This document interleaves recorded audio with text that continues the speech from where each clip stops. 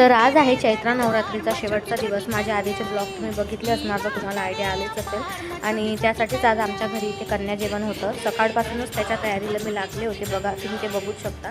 देवाचं वगैरे आवरून घेतलं, त्यानंतर दारात छोटीशी अशी रांगोळी काढून घेतली, माझं आवरलं। आणि त्यानंतर ना इथे प्रसादामध्ये मी जास्त काहीच नाही बनवलं, आज फक्त खीर बनवली होती। आता माझ्याकडून आज यावेळेस एवढंच झालं होतं बनवणं, तर हेच बनवलं आणि मस्त अशी खीर बनवून झाली होती।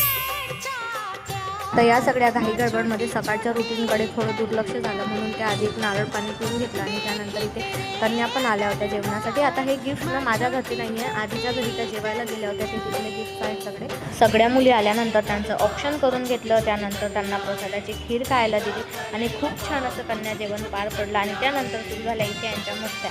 जेवण झाल्यानंतर त्यांना गिफ्ट दिले, त्यांचा आशीर्वाद घेतला आणि खूप मस्त वाटत होतं। आता यामधल्या काही मुलींचं स्कूल होतं, त्यामुळे त्यांना जाण्याची जरा घाई होती आणि लेट पण खूप जास्त झालं होतं। तर असा होता आजचा दिवस। भेटूया नंतरच्या व्लॉगमध्ये। बाय।